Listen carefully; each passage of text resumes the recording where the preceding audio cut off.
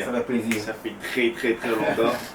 Super longtemps où j'attendais ce moment. Ouais, ben c'est arrivé. Voilà, ce qui arrive, arrivera. Arrivera. Voilà, je suis très content de me recevoir dans ta tanière. Ouais, dans mon petit mini studio. Ouais, voilà.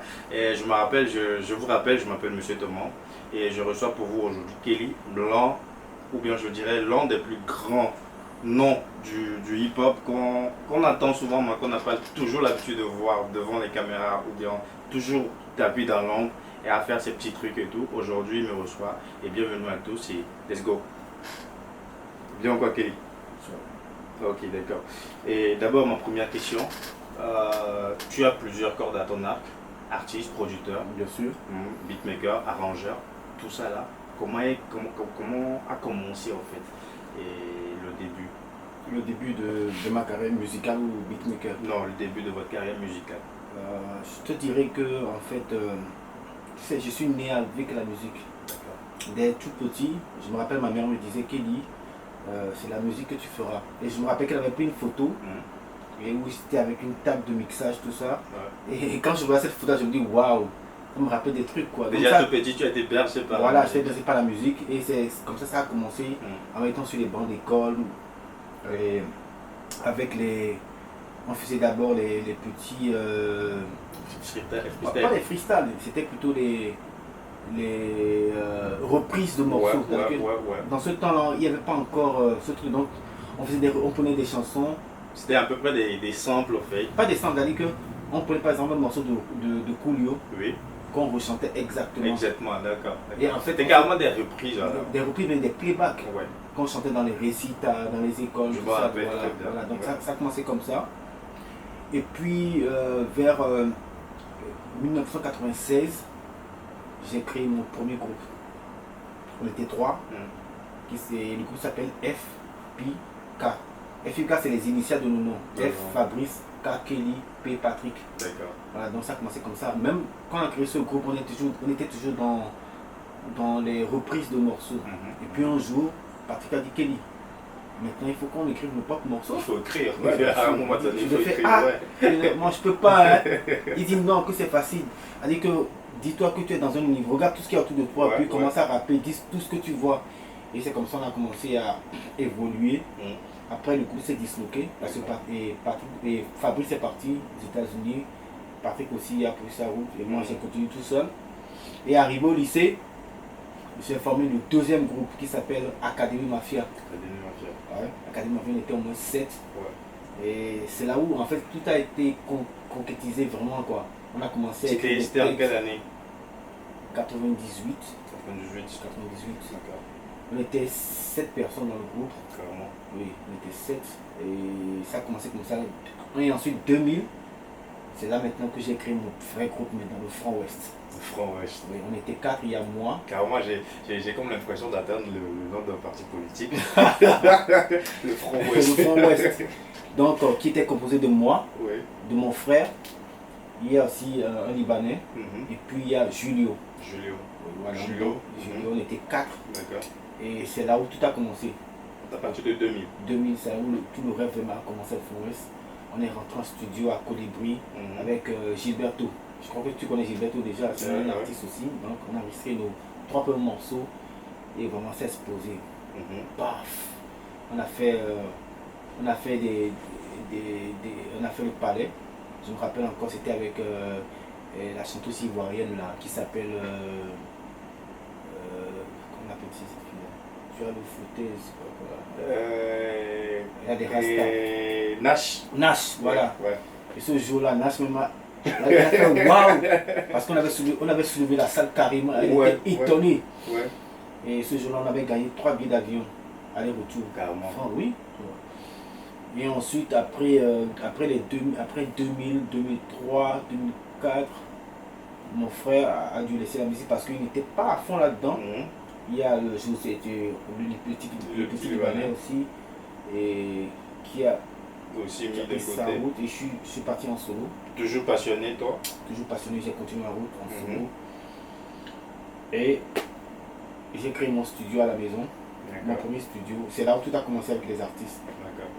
Les gens commençaient à venir les 5-8-5 ont commencé. Mais bien avant de venir à toutes ces anecdotes-là, je voudrais savoir, hmm, c'était comment la réalité à l'époque? Déjà, tu me parles de votre premier concert au Palais avec Nash. Oui. La réalité était comment? Est-ce que vous avez exigé des cachets? Est-ce Non, en que, fait, je sais pas. En fait, le concert de Nash, c'était organisé par notre propre cousin. D'accord. Donc, on n'avait pas. Obligatoirement, vous êtes là. Vous savez, en ce temps-là, Oui. hein, on s'en foutait pas mal de l'argent. Hein. Ouais. Tout ce qui t'importe, c'est de venir chanter au palais. Bien sûr, on te dit le palais. Au palais. Le palais. Tu cours. Parce qu'il y avait les Assoui Sérieux aussi qui étaient là. Ouais, je Donc, on te dit, tu chantes au palais, Adja, et voilà le boulot. Tu continues. Et c'était la première expérience, donc c'était vraiment waouh. Et je te jure, ce jour-là, quand on a chanté là-bas, je te jure, on a même dîné avec les fils du président du Burkina Faso. La fille, sa fille. Maintenant, et de passage en tant qu'artiste, tu reviens et maintenant avec une casquette de beatmaker. Ouais. Ça a commencé. Ça a commencé vers les 98. 98. Ouais. Les débuts étaient comment? Toujours difficile? Pas difficile. Bon. En fait, je m'intéressais à ça. Et je me rappelle, j'étais allé chez un ami à moi qui s'appelle Joker, qui est aussi artiste, qui a posé sur la compilation Repo Record. Et Joker a chanté avec Roudada. Faut que je me casse, baby. Je me rappelle qu'à l'époque, Zéphyr faisait très écouter ces genres de sons. Ouais. Donc je suis arrivé sur Joker un matin là, et puis je vois en train de travailler sur sa machine, et puis je dis, mais c'est quoi ce logiciel? Il me dit que ça c'est un truc pour faire le son. Je dis quoi? Et puis il me dit, c'était ta première fois de découvrir tout ça. Puis je dis, Adja, copie, non mais. Puis il me dit, il n'y a pas de problème. Il me copie le logiciel. Puis je dis, bon, montre-moi comment ça marche. Parce que lui aussi, il était en train de bricoler dessus. Il me dit, bon, ça c'est le temps fort, ça c'est le temps faible. Donc il me dit, voilà, ça c'est le temps fort, ça c'est le temps faible. Il m'explique carrément. Je dis, ok, copie-moi le logiciel, je pars. C'est déjà bon pour toi. 3 jours plus tard, je me ramène chez lui avec un beat. Il me dit, waouh, Kelly. Il dit, ah, mon ami, on perd pas le temps. Hein. Déjà, il faut dire que quand on est passionné, il y a beaucoup de choses qui se passent. Bien sûr. Et puis en ce temps-là, c'était les Fruity 2. Là, on est à Fruity 21. Imagine l'écart. Carrément. Donc c'est là où tout a commencé. J'ai commencé par m'entraîner, télécharger des VST, des plugins, tout ça, m'entraîner. Et c'est à partir de 98 même. Ça c'était avant 98. Et puis à partir de 1999, c'est parti. Et est-ce que tu te souviens de ton premier son enregistré pour un artiste ou bien pour toi-même? Je ne saurais te dire avec qui j'ai resté la première, parce qu'il y avait tellement de monde. Il y avait tellement de monde que je ne peux pas je sais plus. Maintenant, quittons des années 98 à 2000, où le beatmaking et l'arrangement a pris le dessus. Et la transition maintenant. Je me rappelle qu'à l'époque où on se connaissait, c'était à l'époque où tu étais producteur de Rockbeat. Ouais, ça c'était en 2017, mais 2017 je crois. Non, 2015-2017. 2015-2017, voilà. Je me rappelle très bien. Et comment ça se passait en fait? Et vu que tu es passé d'artiste passionné d'abord au beatmaking, maintenant après producteur, comment on devient producteur? En fait, pour devenir producteur, il faut d'abord avoir la passion pour la musique d'abord. Il faut avoir l'esprit marketing. C'est très important.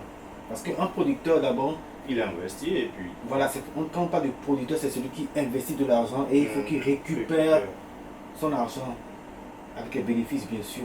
D'accord. Donc c'est important de savoir ce truc-là. Maintenant, moi, je ne suis pas allé dans une école spécialisée de producteur, je ne connais rien à ça, mais j'avais déjà... J'avais l'écoute. J'avais déjà tout ça dans la tête. Donc, et en plus, je ne produisais pas pour gagner de l'argent. Toujours tout ça là dans la dynamique de voir évoluer. passion. Ouais, en fait, pour moi, c'était de voir évoluer les artistes togolais. D'accord. C'était plus important pour moi que de gagner de l'argent. Donc si je fais en bref, et ta carrière musicale n'était pas vraiment basée sur la célébrité, la Non, reconnaissance. Ceux qui me connaissent le savent. Le côté célébrité ne me plaît pas trop, c'est pas ce que je veux. D'accord. L'essentiel pour moi, c'est de voir les gens évoluer. En fait, moi, je fais la musique pour le plaisir. Donc, c'est plus important pour moi que la célébrité. Parce que la célébrité, ça ramène trop de problèmes. Voilà, c'est ça. D'accord. Et déjà dans cette vague-là, tu as eu à travailler avec beaucoup d'artistes, beaucoup de Bien sûr. beatmakers, beaucoup de réalisateurs. Vu que Bien tu es sûr. aussi réalisateur. Bien sûr. Et quels sont les moments forts que tu as passés avec certains artistes? 585. 585. 585 est le premier groupe que j'ai créé. Et ça, c'était en 2006. 2006. Voilà, 2006. On a enregistré un premier morceau. On a même clippé ce morceau-là qui est sorti. Le titre? Ouais, le titre du morceau, Oui. c'était Hardcore. Hardcore. Toujours dans l'univers rap. Hip-hop, R&B. Donc, après, il y a eu tellement d'artistes. Il y a eu des artistes de Cotonou. Il y a eu... C'est à ce moment que j'ai connu les RDS. Moi, je vais faire un truc, je vais donner 3 noms. Et puis tu me diras les temps forts, les souvenirs que tu as. Et Conlis par exemple. Oui. J'allais citer Colis, mais j'allais aller pas à faire quoi. Colis est arrivé. Colis c'était mon. Colis c'est. Comment t'expliquer? Colis c'est. Pour moi, c'est mon meilleur artiste. Votre première rencontre, ça s'est passé comment? Je ne sais plus. Parce qu'en temps. En fait, Colis était en groupe. D'accord. Avec Samato. Samato. C'était un groupe, c'était avant. D'accord. Donc en fait, c'est de là que voilà, je me rappelle déjà. Il était venu poser chez moi. Ok. Donc, Colis il était déjà un beatmaker. Donc, ils ont fait le son, sont venus le poser chez moi. I love you baby. Je me rappelle très bien. Donc, c'est à ce moment-là que ça a commencé. D'accord. Ça a commencé. Et ensuite, mais avant lui, il y avait Couronnes. J'ai eu à former avec Couronnes. Il y a eu DJ Simpson, il y a eu Parfait Avancé, il y a eu toute une clique. Je voudrais aussi ajouter H. Non, H, je m'en rappelle. Et entre temps, on était parti. Oui, mais H, lui, plutôt, il n'avait pas encore de studio. Il n'avait pas encore de studio. Il n'était pas encore dans le beatmaking. Mais il venait chez moi à la maison avec son piano. Je me rappelle au début quand il montait son studio, on était partis tous les deux. Ensemble. Voilà. Donc, c'est le bon souvenir. H aussi, c'est l'un des meilleurs beatmakers actuellement. Lui-même, il sait, je l'ai toujours félicité. Je dis toujours, tu auras ton trophée bientôt. Il a eu. Félicitations H. Et je n'ai pas fini avec les noms. Et dernièrement, le pourquoi, et je réalise cette interview avec vous, et c'est parce que dernièrement dans une interview, Mike a parlé de toi, et on a comme l'impression en fait que dans l'univers ou bien dans le cercle du rap ou bien du hip-hop, Kelly n'est pas toujours reconnu à sa juste valeur, ou bien on se dit toujours, bon, Kelly, mais c'est qui Kelly? Tu vois un peu. Mais je voudrais savoir quel rapport as-tu avec Mayflame, tes débuts avec Mayflame, votre rencontre, tout ça là. Et l'histoire. Mayflame c'était vers les 2007, 2008. Je crois, à partir de 2007, même avant. Avant 2007, je ne me rappelle plus tellement. Tu sais, parce qu'il était avant, il était encore avec Chalero. Oui. C'est comme ça que je les ai connus. Ensuite, il devait enregistrer les WZP. Il devait faire un album chez les WZP. Bon, il y avait des petits problèmes. C'est là où il est revenu chez moi. Il y avait Speezy, il y avait Richie Kingston, il y avait Colis. Tous ces grands noms de la musique. Il y avait tellement de plein. Il y avait tellement de je pense que quand tu venais chez moi à la maison, il y avait une cinquantaine de personnes dans le hall, quoi. Moi aussi, je me rappelle, à l'époque, j'étais en studio avec toi, où il y a un jeune qui débarquait, juste fraîchement de l'école, avec son sac en tenue kaki. Boy Chicago. En tenue kaki qui vient pour enregistrer. Et là, je me rappelle, tu me dis, Thomas, et ce gars, c'est la future star de California. Je me rappelle, c'était au studio à Guadeloupe. Je me rappelle, Gigado, en fait c'est un boss qui me l'a présenté parce que c'est un boss qui s'appelle Kossi. D'accord. Et Kossi c'est un informaticien agréé. Donc en fait c'est chez lui qu'il allait travailler parce que c'est un ingénieur aussi. D'accord. Et puis en soir, Kossi m'appelle, me dit Kelly, petit allez tout pour longtemps quoi. Moi tu veux parler tout le monde quoi. Donc il m'envoie Gigado. Ouais. Gigado, je lui dis ok viens, il débarque. Je dis ok, fais-moi écouter qu'est-ce que tu as déjà fait. Et puis il me fait écouter un son qu'on appelle Avion. J'écoute le son en même temps, je dis waouh. Wow. En fait, c'est pas que le morceau est bon, mais ce que j'ai écouté, quand j'écoutais son son, tu Il y avait vois, un truc. j'ai transmuté avec la chanson et puis j'ai senti un truc. J'ai dit le gars là, il serait une future star. Ça, c'est l'instinct de producteur là que tu as. Voilà, j'ai senti que le petit là, ça va donner. Et je lui ai dit en même temps. Et c'est là où l'apprentissage a commencé. D'accord. Et vu son évolution de ces années jusqu'à maintenant, Qu'est-ce que je pense? qu'est-ce que tu penses de Il n'a encore rien donné. l'inconvénient Il a donné le 1 quart. Je pense qu'il faut regarder la caméra. Il a donné le 1 quart. Parce que il a des morceaux avec moi ici. Si je vous fais écouter, il m'a dit, Gigado, pourquoi on est des tons? Mais moi, j'ai comme un pressentiment comme s'il y aurait un truc avec Kelly. On verra bien. Une collaboration avec Kelly. God non, c'est Et voilà. D'accord. Et super, maintenant continuons toujours. Est-ce que cette question-là me taraude beaucoup. Et dis-moi, Kelly, et le fait d'être dans l'ombre, c'est quelque chose qui vous dérange ou bien c'est une réalité que vous avez Bon, en fait, pourquoi être dans l'ombre? C'est la question qu'il faut se poser.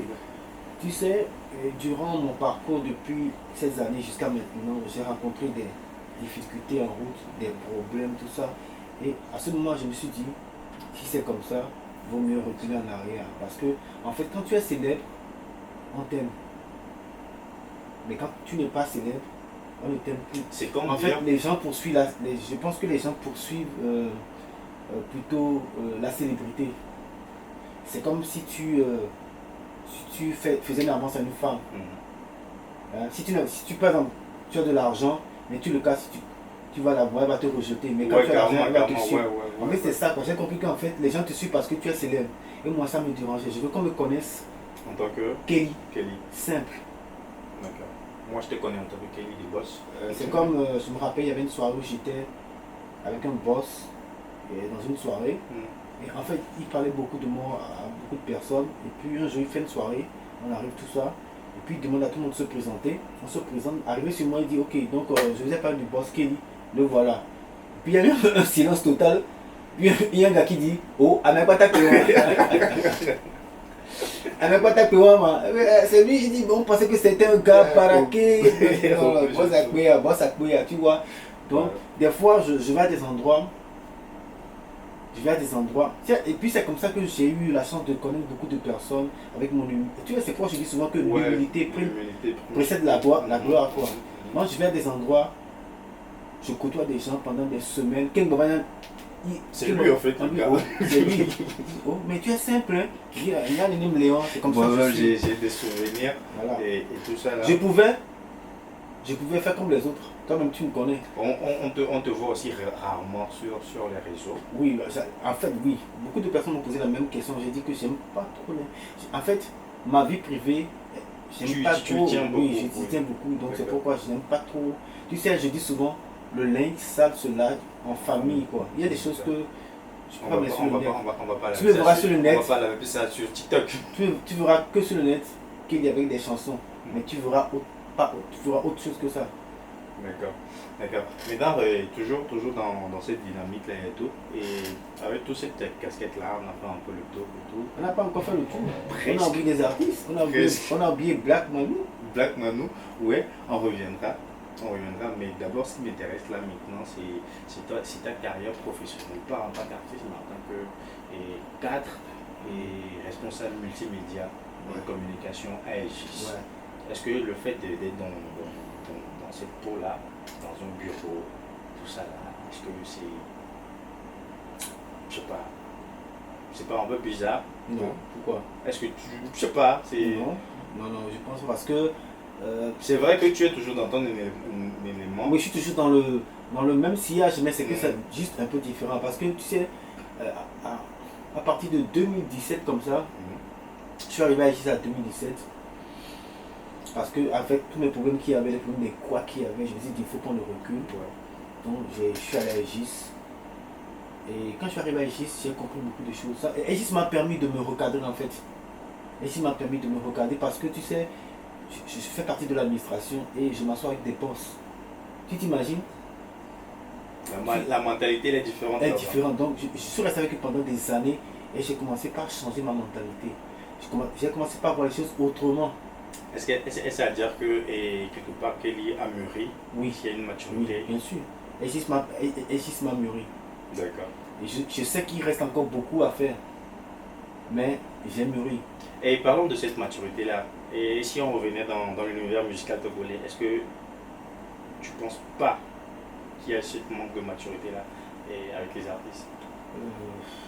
Je pense qu'il y en a. Est-ce qu'il y a des... En fait, je pense que avant d'être artiste, il faut faire des études.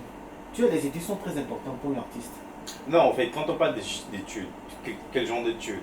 Il faut avoir une cursus scolaire normale, ou bien il faut aller carrément à une académie de musique. Donc, je pense que, tu sais, l'école apporte quelque chose peut apporter beaucoup de choses aux artistes. Comme je t'ai dit, quand je suis arrivé à Aegis, j'ai changé.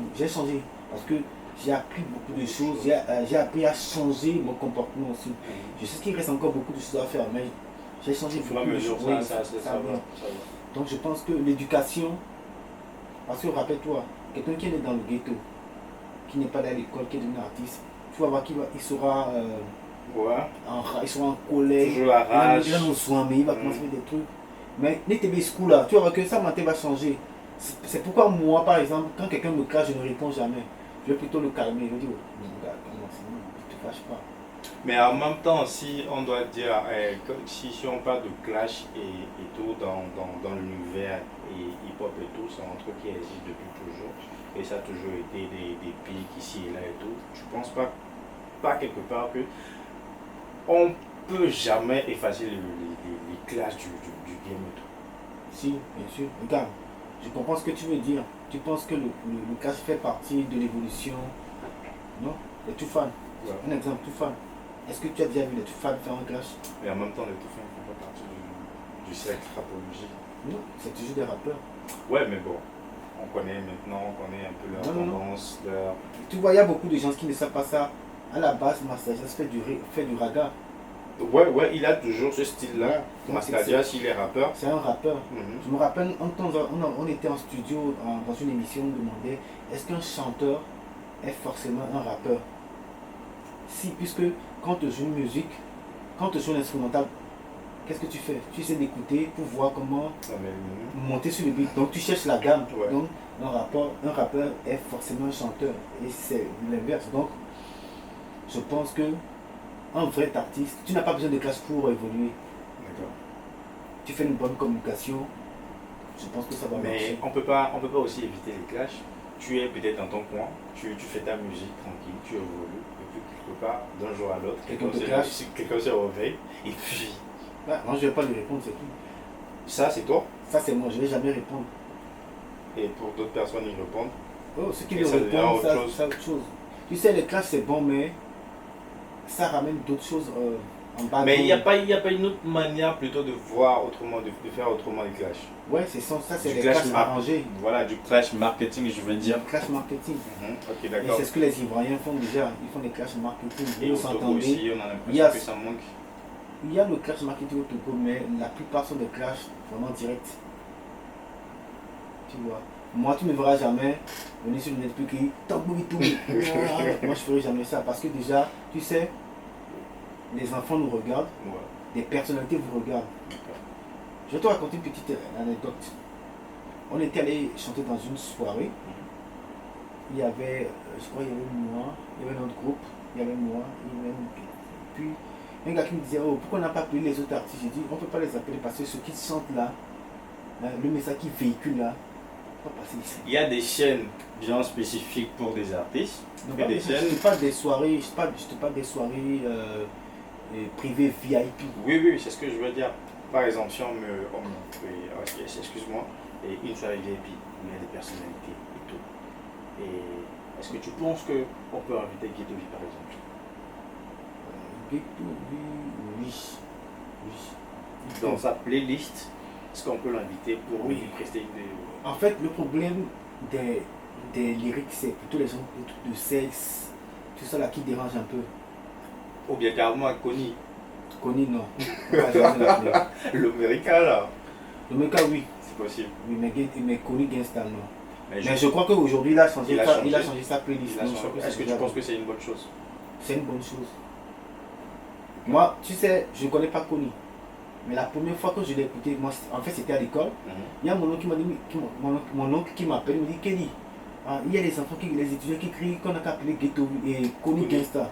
Je dis, c'est quoi ça encore? Connie Gangsta. Ok, bon, laisse-moi regarder un peu ce que c'est et puis je te reviens. Je vais sur le net, je tape, je regarde, j'écoute le morceau. Je me rappelle, il dit non, ça là, ça peut pas passer chez nous. Le DG va nous tuer en même temps. Revenons à un sujet, toujours dans le domaine de la production musicale. Ouais. Et tout. Il y a un sujet brûlant ces derniers temps qui fait un peu couler beaucoup de vidéos. Pas d'encre, hein, vu qu'on écrit rarement maintenant, beaucoup sur les réseaux, on fait que des vidéos. Et c'est l'histoire d'un morceau où Colis réclame des droits. Et on Il a réclamé des droits. Non, et Colis dit en fait que cette partie qui lui appartient, on fait tout ça là. Et selon toi, est-ce que Colis est dans son droit de faire une sortie? Puisque apparemment, c'est un truc qui a été fait il y a très longtemps entre lui et Gino. Maintenant qui a été repris par Paki. Ah, ok, d'accord. Est-ce que selon toi, en tant que avec l'expérience musicale et avec l'expérience musicale que tu as en tant que rappeur, artiste, musicien et producteur, selon toi, est-ce que c'est cette sortie-là, Colis avait le droit de... Moi, je pense qu'il avait le droit de le faire. En fait, il y a deux aspects. Il pouvait le faire, il ne pouvait pas le faire aussi. C'est-à-dire que ça dépend de l'accord qu'il y a eu entre lui et Gino. Je rappelle que le morceau a été écrit par... C'est un morceau que Gino a écrit, il a fait l'appel à Colis a écrit sa partie.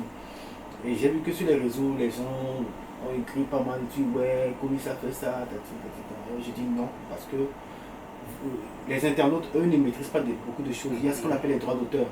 D'accord.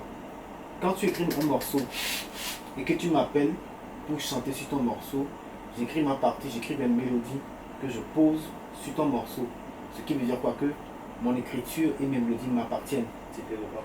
C'est mes droits. Et au but au droit, quand on dépose des morceaux pour signer, on te demande qui a qui sur le morceau, tu suis des gens et tu payes des droits d'auteur à celui qui a chanté avec toi. Exactement. Même celui qui a joué le beatmaker prend sa part. C'est à toi de nous donner ce que tu veux, 5%, 10%. Maintenant, si un jour tu veux reprendre ce morceau avec une autre personne, tu es obligé d'avoir l'accord de cette personne-là. Maintenant, dans le cas où tu l'appelles, il ne décroche pas, qu'est-ce que tu fais? Tu es obligé d'attendre. Peu importe le temps d'année, ça peut faire 50 ans, 100, tu es obligé d'attendre. Donc, et dans plus d'explications, Colis avait carrément tout le droit de... Il avait le droit, mais faire cette sortie. Ce que les gens n'ont pas compris, c'est que en background, ils avaient déjà réglé ce problème-là. Gino n'a pas de problème avec Colis, Colis n'a pas de problème avec Gino. Je pense que les gens ont extrapolé le problème en disant oui, non. Gino n'a aucun problème avec Colis. Je crois qu'il a appelé, il n'a pas décroché, mais après ils se sont entendus. Je crois que Gino s'est excusé. L'essentiel est qu'ils se sont entendus et tout. Bon, Gino s'il n'a pas fait dans le mauvais sens, parce que comme il s'est dit c'est Colis, bon, c'est pas grave. Ouais, je sais. Mais Colis, tout ce qu'il demande, c'est ce que au moins si quoi. Tu vois, c'est ce problème que j'ai vu dans le passé aussi. C'est-à-dire que tu décroches pas. Mais tu ne sais pas ce que je fais. Tu penses pas que il y a, mais souvent on parle de showbiz. Après le show, il y a le business. Oui. Il n'y a pas, on n'accorde pas trop d'affinité dans le show et oublier le business. En fait, il y a ça. Ici, c'est que, en fait, tu sais, je ne sais pas s'il y a ça en Côte d'Ivoire, Mais j'ai l'impression qu'au Togo, nous mélangeons les choses. Beaucoup. Il y a le showbiz et le business. Nous mélangeons tout ensemble. On pense que le business et le showbiz font partie, ils sont unis. Or, c'est pas, ça c'est autre chose. Parce que si par exemple, tu t'es signé dans une maison de production et que tu aurais pris le morceau et refait avec une autre personne, aujourd'hui tu seras en justice. Aux États-Unis, en Afrique c'est pas répondu, mais tu comprends, aux États-Unis, quand on te produit par exemple la bande, tout ça ne t'appartient pas. Et tu payes avant de les récupérer. Et même bien pour les récupérer, même si des transactions. Et tu te rappelles ce qui se passe avec P. Diddy actuellement là. Ouais. Et il dit qu'il est en train de redonner les bandes à tout le monde là. Tu vois, c'est ces problèmes-là. Que la bande ne t'appartient pas. Tu dois payer pour les récupérer. Tu penses pas que, bon, c'est juste une idée qui vient de me venir, de se dire, c'est pas mieux de faire un atelier là, carrément pour un peu expliquer et aux fans, je sais pas, à ce public là, comment se passe en fait le showbiz, pas le showbiz, mais les backgrounds de trucs. En fait, il peut se passer quelque chose et puis moi je me lève parce que je kiffe grave cet artiste et l'autre il est sorti de clasher, mais tu sais pas exactement le problème. Donc toi, dans ta normalité à toi, je te dis non. Lui, il a raison, mais en fait, apparemment, c'est autre chose. C'est un peu comme le droit. Le droit, on te lit en test, mais toi, tu comprends ça autrement. Mais ça explique autre chose. Je pense pas je pense que j'ai déjà pensé à cette alternative. On a pensé à ça avec des collègues, faire des ateliers et expliquer beaucoup de choses, surtout aux internes, à ceux qui nous regardent, parce que c'est important qu'ils comprennent. Aux internes, mais aux blogueurs aussi, qui comprennent certaines choses, parce que c'est très important. On ne se jette pas dans un truc comme ça, il faut s'imprégner. Bien sûr. Quand tu achètes minimum les bases. Quand tu achètes un médicament, qu'est-ce que tu fais? Tu lis la notice. Et c'est tout. Quand tu lis la notice, tu comprends. La plupart du temps, qu'est-ce qu'on nous fait ici? Ils prennent quoi? Nous sommes ici dans la même Or, c'est un effet, il y a des dosages qu'il faut prendre. Peut-être 3 par jour. Alors, peut-être il y a un médicament dedans où tu es allergique, tu ne le sais pas parce que tu n'as pas lu la notice. C'est comme la Bible, c'est comme la Bible. Pour moi, la Bible, je me rappelle, on était quelque part, le prêtre disait, la Bible c'est une notice. Et c'est vrai. Si tu maîtrises la Bible, tu comprendras tout de la vie, quoi. Exactement. C'est juste une question de notice et de base. Les bases. Quelle base, moi? Notice, ça les bases, la Bible, elle est très puissante, tu ne peux pas imaginer. Ok, mais et toujours dans cette gamme-là et tout, et ceux qui ont l'habitude de signer des contrats de production, bien de management, et puis après tout le monde se retrouve à avoir des conflits, il a gauche ici, celui-ci il a bouffé mon argent, et la production il a rien fait. Est-ce que il n'y a pas aussi ce problème-là qui peut essayer pour toi, producteur, oui?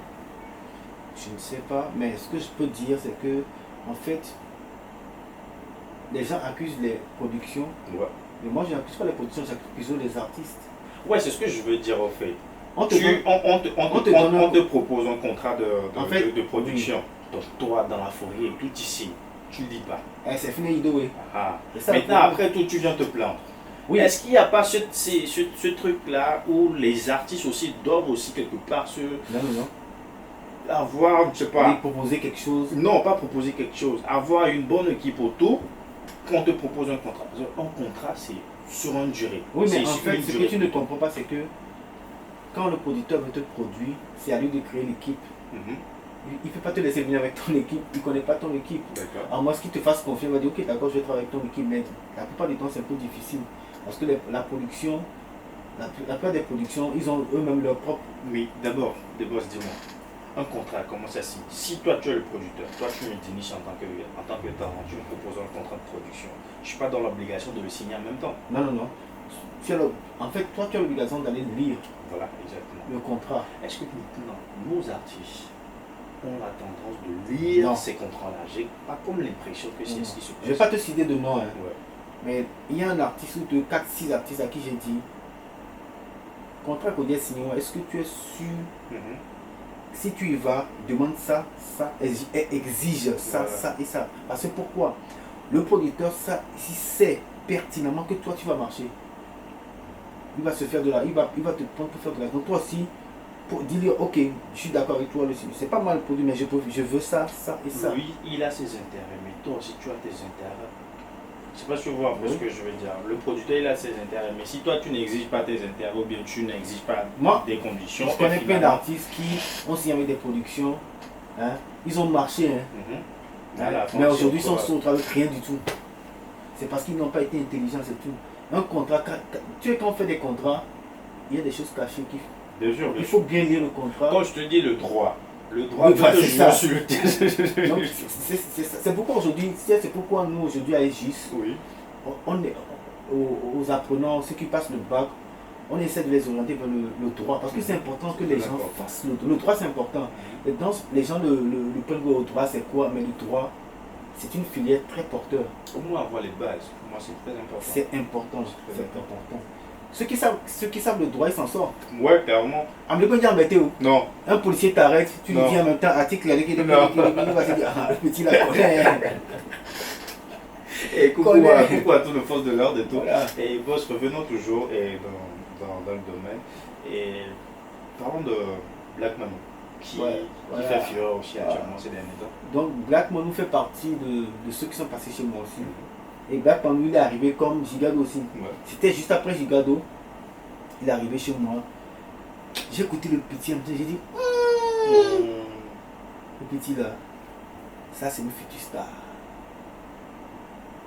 Et en même temps, il dit non, on va enregistrer, on a même fait un clip.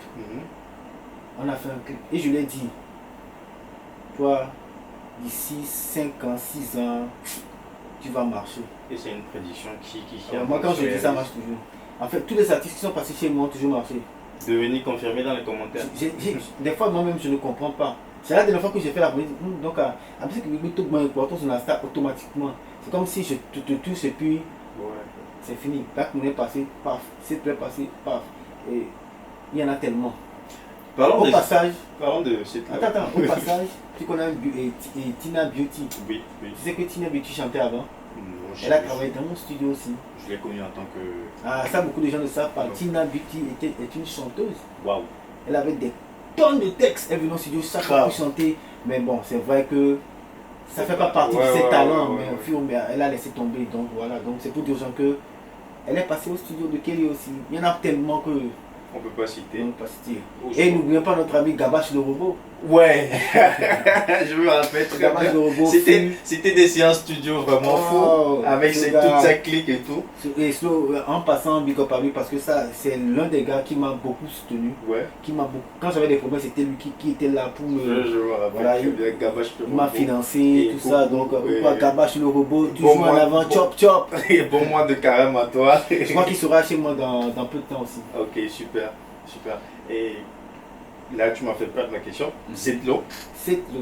Mon pote. Zetlo, mon pote. Je n'arrête pas de rigoler. Des fois, quand on dit tombe de Kounanou, c'est tout, arrête là. Hier, on était au concert de Santrinos. Ouais. Ah, Kelly, Luko, Kuma, Oblé. Bon. Et je pense que si tout le monde a des mentors, moi je dirais que quelque part tu as été mon mentor, j'ai appris beaucoup de choses avec toi. Beaucoup de choses je dirais. Et nos mentors nous ont fait connaître des trucs au fait. Nous ont, je sais pas, tourné d'une manière, d'une autre. Et c'est avec le temps en fait qu'on comprend en fait que peut-être qu'il fallait passer par là en fait pour réussir. En fait, je rebondis sur ton truc, c'est que tu sais, à l'école, on nous frappait. On nous frappait, on ne comprenait pas. Vous-même à la maison, nos parents ne voulaient pas qu'on sorte bien des trucs. On ne comprenait, mais tu sais, des années plus tard, tu vas dire waouh, je comprends. La meilleure théorie, je te rappelle une histoire, une anecdote. C'est quand j'apprenais à conduire, c'était en 98 que j'ai eu mon permis, en 2000 plutôt que j'ai eu mon permis. Il y avait une fille parmi nous et elle ne comprenait rien de la conduite. Donc le coach, ceux qui nous apprenaient à conduire, il l'insultait tout le temps. On l'insultait tellement que, même au volant là, elle perdait le contrôle. Elle n'a jamais démarré la voiture. Tu te jure, elle n'a jamais démarré la voiture. Ouais. Mais quand nous avons passé le permis là, elle a eu son permis. Et tu sais ce qu'elle nous a dit? Elle a dit, oh, si le gars ne m'avait pas crié dessus là, je n'allais pas réussir. Et c'est la même chose à l'école. Au pour un ami, on fait des trucs, on refuse, mais à la fin de fait, tu vas voir qu'en fait, ce que le gars avait fait, s'il n'avait pas fait, je n'allais pas réussir. C'est comme du genre, je vais en studio, je commence par gratter un point, si tu me mets en beat, tu me dis, bon, tu sais, reviens, va bosser le truc et puis Ah, moi, ça, je le fais souvent. Ouais. Tu viens chez moi, je te retourne. Et Couronès, il est pire. Couronès, lui, carrément, il te crie dessus. Sors, Dieu, donc tu retournes. Et en fait, c'est ça qui fait l'artiste. Ouais. Si Couronès se rappelle, je me rappelle, il y avait un artiste. En ce temps, on était à 3e dimension. C'est le studio de DJ Papa. Et l'artiste vient. Je te jure, Couronès l'a tellement insulté parce que le gars n'arrivait pas à chanter, quoi. J'allais. Couronès l'a tellement insulté. Moi-même, j'ai eu honte, quoi. Et puis quand le gars est sorti, moi j'étais dehors, et puis il me dit, ma soeur fille, et le gars est parti. Quand il disait ma soeur fille, moi je pensais qu'il allait lui faire du mal. Ouais. 3 mois plus tard, le gars revient. Putain, mais le gars m'a sur les yeux, moi mais j'ai eu peur, quoi. Tu as vu, en fait, ce que Couronès lui a fait, ça a déclenché quelque chose. Donc il voulait montrer à Couronès qu'il peut chanter. Et c'est ça. Pour certains, en fait, venir en studio, poser en même temps, c'est inné. Mais pour d'autres, pour certaines personnes, c'est inné. Pour d'autres, c'est le contraire. Il faut beaucoup apprendre avant beaucoup s'entraîner avant de pouvoir poser. Oui, et je voudrais revenir sur ça. Il y a beaucoup de personnes qui disent aussi que Barabas a l'habitude en fait, de faire one coup en studio. Tu sais, je vois souvent des commentaires, les gens disent Barabas il ne sait pas rapper. Non. Je vous dis, c'est le contraire. Non. Barabas, quand il pose là, c'est one shot. Est-ce que tu as déjà eu des expériences avec lui? Bien sûr. Moi, souvent, je suis souvent avec toute femme. Je suis souvent avec eux, très souvent. Ils ne sont pas loin de chez moi ici. Donc, ma sagesse m'appelle souvent. Il me dit qu'il vient. Je viens, il me fait écouter le morceau. J'écoute, je donne mon avis. Et puis, paf, lui, il se met sur sa matière. Si c'est ma sagesse, c'est un génie. Hein. Ouais. Il écoute beaucoup. Donc, Barabas, c'est un dur. Crois-moi. Calme et dur. Les deux, c'est des durs. Un dieu. Et eux, ils ont compris, en fait, ils ont compris ce qu'on appelle le business. Tu sais, les femmes ne se lèvent pas comme ça pour chanter. Quand ils s'assoient dans ce ils se disent, qu'est-ce qu'on va chanter? Qu'est-ce qui plaît aux gens? Ils réfléchissent, ils trouvent quelque chose, ils trouvent des concepts, et c'est ce qui fait que toute femme marche. Je te jure, hein, il y a des morceaux de toute femme qu'ils ont enregistrés depuis des années, qui n'ont pas encore sorti, mais si tu écoutes, tu vas avoir peur. C'est un peu comme les morceaux de Kelly qui sont jamais. Il y a Barbas qui m'appelle, Charlie, toi là, c'est MP3. Hein. J'ai tellement de morceaux que des fois même j'écoute des morceaux, je me dis c'est quand j'ai fait ça. Mais quand même, je pense qu'on aura un freestyle là rapidement. Ça va sortir. Pourquoi que tu me dérangeais depuis hier qu'il peut pas avoir un freestyle? Donc j'ai préparé quelque chose derrière là. À la fin, les internautes ils l'auront et tout. Mais on a parlé de la personnalité, de l'artiste, du producteur, de l'arrangeur et tout ça là. Mais en bref, tout ça là, durant toutes ces années, et dans le cercle, dans le game, tout ça là, quels sont les moments qui t'ont le plus marqué? J'ai 2 questions par rapport à ça. Les moments qui t'ont le plus marqué. Et puis après, on reviendra sur la question. Les moments qui m'ont marqué, il y a tellement de choses qui m'ont marqué que c'est compliqué à dire. Je ne vais pas laisser un et dire il y en a tellement quoi. Tout m'a marqué 585, My Flame, les BC Warriors. Il y en a qui s'attendent pas en fait de dire que 585 est né de l'initiative de Kelly. J'ai pas compris ça. Genre ce que je veux dire, les gens ont du mal au fait à comprendre. Beaucoup ne savent pas. J'ai eu à créer plein de groupes qui sont devenus des tops. Surtout 585, ils m'ont rendu fier parce que au même moment ils ont eu les arabes. Ça a été une fierté pour moi. Ils ont beaucoup fait peur. Maintenant le contact entre Cana. On est toujours en contact. Risbo qui est en France, Cana qui est ici. Et le Rouge qui est à Paris, le Noir aussi qui est là. Boris et Risbo, on est toujours ensemble. Et je rappelle que Boris, il est en solo maintenant. Il vient de sortir une dinguerie. Bon, allez checker ça sur sa page, quoi. Dans les commentaires, vous aurez les liens. Maintenant, les regrets. Parce que après les moments mémorables et tout. Mes regrets, c'est que le sacrifice que j'ai donné, j'ai pas eu ce temps-là de moi-même, prendre soin de moi-même, quoi, de ma carrière musicale, tout ça. Est-ce que tu penses que c'est trop tard? Il n'est jamais trop tard. Il n'est jamais trop tard. Non, pour moi, c'est qu'il n'est jamais trop tard. Pour moi non plus, il n'est jamais trop tard. Ça fait des années que je demande une interview à Kelly. Aujourd'hui, je suis très content. Le blogueur le plus heureux. Je te rappelle que j'ai tellement d'interviews à passer en ce moment-là que waouh. C'est pas facile, c'est pas aussi évident. Et on en parlait au tout début. Est-ce qu'il y a une forte probabilité que Kelly revienne sur la scène musicale? Oui. Dans quel registre? Rap, R&B, zouk? Bon, en fait, moi, tu sais, moi, je suis ouvert. Hein. Ouais, donc, tout ça de style. Ça fait ça. Il y a Gigado qui me dit, boss, fais quelque chose. Tout le temps, Gigado me dérange, qu'il soit quelque chose. Je dis, bon, j'ai pas le temps. En fait, bon, je pense que j'ai eu l'idée. Attends que je termine. Il y a mon boulot qui me prend assez de temps aussi, mais. Non, l'idée que moi j'ai eue, ton boulot ne pourra pas être un frein. On va lancer une pétition.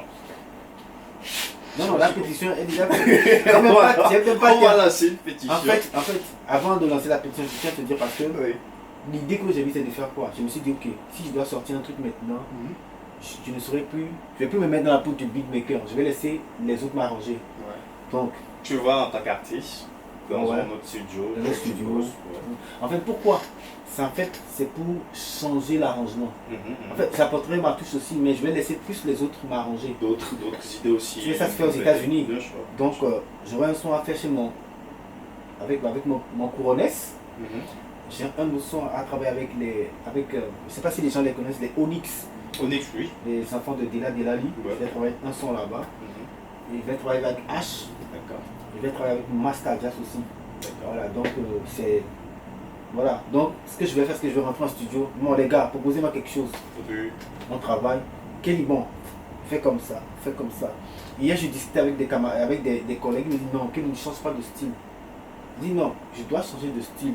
Parce que vous savez, aujourd'hui, la musique a pris une tendance. Ouais, donc il faut que je suive légèrement la tendance. Mais déjà, il faut se dire que tu fais beaucoup de styles. À la base, je suis rappeur, zouker. Je fais du raga, dancehall, je fais tout en fait. Parlons de zouk, les cardiologues. Ouais, donc des années plus tard, il y a eu la création de cardiologue qui a été créé par Copain Lacré, tu le connais déjà, qui est styliste, cicatrice fashion. Donc on a sorti, à notre actif, on a 4 morceaux, je crois, on a 4 morceaux. Dans le dernier toujours des hits? Oui. Surtout le dernier qu'on a signé avec Fanny Senam, au Bénin. On a sorti le clip. Et les cardiologues, ça va. Ça va. Pour le moment, on est en pause pour le moment, oui. D'accord. Tu sais, la musique, c'est pas facile. C'est pas facile. Surtout vu qu'il y a des occupations professionnelles. Voilà, donc c'est un peu compliqué. Moi, c'est devenu très compliqué parce que au boulot, tu sais, à Aegis, nous travaillons beaucoup. Donc, on ne laisse pas un petit temps passer. Il faut que tout soit vraiment très ordonné. Donc, pour caler Kelly, il faut vraiment trouver. Il faut que j'ai du temps. Soit c'est un congé que je prends. Voilà, là, je rappelle que même bien avant l'interview, là, on se voit aujourd'hui. Voilà, donc c'est compliqué. Donc, ok, d'accord. C'est pour te dire que aujourd'hui, en fait, le travail à Aegis prime sur ma carrière, quel que soit beatmaking. Mais quand même, on peut toutefois s'attendre à un truc oui, de temps en temps. Ça dépend. Et tout ça. Parce que tu sais, chez Aegis, comme je te dis tout souvent, nous avons des projets avec les étudiants. Tu vois, les projets, ça tombe sur les week-ends. Donc, tu vois, du coup, je dois aller là-bas. Étant déjà responsable communication multimédia, c'est pas aussi. Voilà, donc je dois faire des couvertures médiatiques, tu dois faire des rapports, tout ça, donc c'est compliqué. Mais dès qu'il y a le temps, même là maintenant, je pense qu'il y a le temps. D'abord, je suis en un petit congé là, je vais profiter rapidement, sortir un truc. Super. Mais attendez-vous à ce que quelque chose sorte quand même. Voilà. Et j'aimerais aussi qu'on en parle toujours, il y a tellement beaucoup de questions. Et ce qui nous pousse à faire cette interview là, c'est la sortie récemment de Mike. Et le petit Mike. Ouais, et tout ça là, j'ai envie de te dire, album Ghana. Pour toi, est-ce que ça vient album pour moi ou bien pour Mike? Ça vient. Ouais. Donc pour toi, en fait, quand Mike m'en parle, les gens ne croient pas, mais Ekbana. Je ne veux pas dire quelque chose à sa place quoi. Mais sachez que l'album arrive. Et, En bref résumé. et oui. l'album est lourd. Lourd. Très, Avec très grand lourd. T. Lourd. Ok, d'accord. Donc, album à Bala. Et voilà. Donc attendez-vous qu'il soit au palais. Ok, d'accord. Est-ce que le palais, le stade, Ouais, bon. on peut faire ça? Oui, le stade. C'est possible. C'est possible. Ouais. C'est my film, hein. C'est C'est Mike le après PDG. Donc, et on parle d'album et tout. Parlons de sortie d'album dans l'univers rap. Et au Togo. Selon toi. Est-ce que ça va. Ces derniers temps, il y a eu des sorties d'albums et tout. Je pense qu'il y a eu Paki. Bon, en fait, Paki, je ne le connais pas là, mais la dernière fois, il a presté chez moi, Régis. Ouais, il est méchant. Je l'ai trouvé très méchant. Il est très méchant. Ouais, il y a eu Beat Popo Vélo et puis et Folie Janta. Ils ont performé grave. Il y a C'était pas de plein à mal. craquer. Ouais. Il y a quoi encore? Il y a le nouveau morceau de Setlo. Il y a Laura et puis. Ghetto qui était là Non, aussi. pas Ghettovi. Non. Ghettovi il était là le dimanche. Mhm. Chez nous, il a performé grave. Tu m'as demandé les nouvelles sorties, non? Oui, Je crois oui, que j'ai écouté Laura et puis. Mon Picalouz. Ah, Picalouz. Ah, est-ce qu'on a parlé de Picalouz? Non, pas vraiment. Pas Picalouz Picalouz. aussi. Quel est ton avis sur la carrière de Picalouz? Il est venu très grave. Et mais... Non, Picalouz, tu sais, il a trimé aussi pour arriver là. Ouais. Et je me rappelle, en fait, il travaillait avec Blati. Mhm. Et les années plus tard, il est venu rester chez moi. Et il dormait chez moi à la maison. Et d'un coup, on avait quel numéro son là. Ah non, il a trimé. C'est mal connaître Kelly. En fait, je suis très dur au travail. Tu l'as déjà remarqué. Grave. Donc, c'est que moi, chez moi, quand tu viens poser là, quand c'est Faut pas que bon, tu tu sois prêt. reprends, ça peut prendre des mois. Mais en fait, il y a un boss qui m'a dit, Kelly, tu vois, ta vision, elle est trop lointaine, quoi. Les autres n'ont pas besoin de faire un truc vraiment, faire un truc simple. Moi, mais je vois pas ça comme ça. Parce que, tu sais, ça, c'est au Togo. Hein. On veut un truc simple. Bon, déjà, tu as des Ce que je veux dire, c'est que, quand tu prends un rappeur togolais ici, que j'amène en France, par exemple dans le 93e, dans le 93 là, quand tu veux écouter les petits du 93 là, quand on va te demander, ah tu rappes, tu vas dire non. Non, non, je rappe pas. Tu vas dire non, je reviens, on va les écouter. Il y a des petits là-bas qui ne sont pas connus, Ils sont très mais balèzes. qui sont terribles, puisque les sopranos, tout ça là, ils vont te faire peur. Mais est-ce que tu as déjà écouté le petit d'Aristo? Non. Il y a un petit, Ouais, le fils d'Aristo. il chante aussi. Ouais, il chante. Non. Moi c'est hier que moi-même, plutôt moi j'ai découvert. Non, il rappe plutôt. Il rappe. Moi, Il a 3 bon, sons. ok, bref, moi hier c'est hier même j'ai découvert Wisdom, Wisdom. le petit frère de Centrinus. On était au concert de Centrinus, il était là. On m'a dit que c'est son frère qui chante sur d'ailleurs, oui, ok, d'accord. Je sais même pas qu'il avait un Donc frère. je prends ma caméra, le gars monte sur scène, on lance le morceau, les 4 premières mesures en même temps, j'ai fait. Il n'a même pas encore chanté, hein, mais j'ai décelé en même temps quelque chose, j'ai dit waouh! J'ai fait waouh! Il dit ça, c'est une autre future star qui va sortir. Donc Wisdom, Boss Kelly, nous sort. Mais Odiato Star, bientôt. Donc, sur notre liste du Boss Kelly, le premier nom qui vient des artistes à suivre, en fait. Paki, Wisdom, Gigado, surtout Gigado parce que Gigado, il sort son album le 26. Le 26 Donc, de avril. ce mois. Oui, Ce oui, mois, donc merci à s'il vous. vous plaît, allez sur sa page et puis Carrément. essayez de publier les tapoter, Tapotez, mettez les cœurs, vas-y. parce que ça va être du lourd. Ok. Donc il a besoin de soutien quoi. Paki, Ouais. parce que je t'ai dit que je On connaissais. revient. Il y a pas qui? Gigado, Gigado, Boubou. Boubou, Boubou. Boubou Blow. Beaucoup de personnes ne connaissent pas Boubou, mais comme une Ah, on somme. va terrer ça va Comme une venir, somme. comme une somme. Et Wisdom, ouais, ça fait 4. 4. Kiko, Kiko. Ah, Kiko, toujours Kiko. Kiko, c'est l'artiste, pour moi, c'est l'artiste le plus humble aussi. Bon, mais quand tu me parles de Kiko, j'ai envie de parler aussi de Willy. Willy Baby. Ah, j'ai oublié Willy Baby. Tu sais, à un moment donné, il a changé un peu de truc, ça va, il va un peu changer, tout ça. Est-ce que pour toi, c'est un truc qui est compris par le public? Non, les gens n'ont pas compris. Il a changé carrément de registre. Les gens ne sont pas dans ce. On a l'impression de l'écouter en autotune, mais c'est carrément pas de l'autotune. Oui, mais c'est pas grave, ça va venir. Il sait ce qu'il fait. C'est ce qu'il fait. Donc, Et puis il est très tranquille. Il est Et puis, tranquille. cherche pas des problèmes, tu vas jamais le voir dans les classes. C'est très bien, c'est très bien. Et maintenant, là, on a nos 5 noms pour des artistes à suivre. La liste est longue. Hein. C'est beaucoup, mais. Ghettovi, hein. Ghettovi aussi, il arrive. Mon ami Ghettovi, on peut pas faire ça. Hein. On peut pas en direct. Ghettovi, on peut pas en c'est un direct. gars que je respecte beaucoup. Est-ce que tu espères vivement son album, son premier album? Oui. Oui, et je crois qu'il va remplir le palais, même le terrain va remplir. Là, je pense qu'on a une question. Ghettovi, c'est quand la sortie non, du Batidio. Le Metidio. Oui, lui, j'ai confiance en lui, je sais qu'il va faire. Ok, d'accord. C'est quelqu'un qui a la tête, comment on dit Il a ça, la tête sur les épaules. quoi. Ouais. Donc, il sait ce qu'il fait. Ouais. Quand il dit, il va le faire, mais je sais qu'il va le faire. Mais donc, un album de Ghettovi. Attends-toi à voir le terrain plein. Omnisport. Et Kege. Ma film aussi va remplir. Car moi, on espère. Mais moi, aujourd'hui, mon vœu le plus sincère, c'est de voir Ghettovi et My Film sur un seul son. Et je t'assure, vous allez fuir. Non, en fait, Minassi, les ouais, Minassi, les deux. Mais en même temps, il nous et puis, j'ai oublié, la liste est encore longue. Hein. Ouais. Il y a Adeoumi.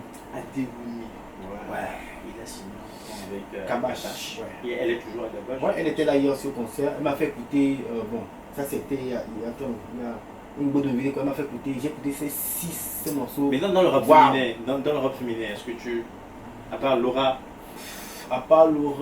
Deoumi, Almok, et il y a l'autre là aussi, Kenisa. Ouais. Il y a Kenisa. Mais je sais qu'il y a d'autres qui vont se ramener. Tu te rappelles de Glory? Elle est là. Elle est là. Elle rappe toujours. Normalement, Glory devait faire partie de la liste là. Mais attention, on va la retrouver. On va la retrouver. C'est des personnes vraiment très voilà. Sinon, pour le côté féminin, je pense que c'est pas mal. C'est pas mal. Ça vient. Ok, super. Maintenant, les Boss Kelly. Oui. Super, très content. Merci de me recevoir dans la dernière. Donc, tu sais, je suis toujours content. Même si tu es rare à trouver. Voilà. Et attends, une anecdote encore, c'est comme un gars. Lui, t'es la fille quoi, le gars dit. Oh, qu'il va boire. Et hey, les idées, mais même dans ma famille, c'est pareil. Il sait ce qu'il dit. Il y a ma tante qui a fait une fête, une grosse fête. Elle m'appelle Mickey, j'ai besoin de la solo pour ma fête. Je dis d'accord, il n'y a pas de souci. Après, elle m'attend, Tombé. Et j'ai débarqué avec les bateaux. Elle me fait quel concert. C'est quand on t'attend le mot. Ouais, effectivement, c'est ça. Donc, et puis ça a toujours son sinon, effet. En fait, quand tu m'appelles, je suis présent. Mais quand je ne suis pas libre, en fait, ce qui me dérange, c'est que. Tu veux pas dire non. Je ne peux pas dire non, ça me fait mal de dire non. Donc, je dis m'ava. Donc, après. Trop gentil, là, Tout gentil, c'est pas bon. Ok, d'accord. Kelly, je suis très content que tu aies accepté cette discussion avec moi. Je suis très content. Je rappelle que vous êtes sur la page de The Game. The Game, l'actualité musicale, rapologie exclusivement, c'est sur cette chaîne YouTube The Game. Et Kelly, ton dernier mot? Mon dernier mot, c'est bon. Peace and love à tout le monde. Soyons unis quoi, pour que le hip-hop puisse avancer. Voilà. Un truc arrive très fou. Allez, ciao. Coupé. Freestyle. Non, mais en freestyle. Et voilà. On coupe et puis on fait le freestyle.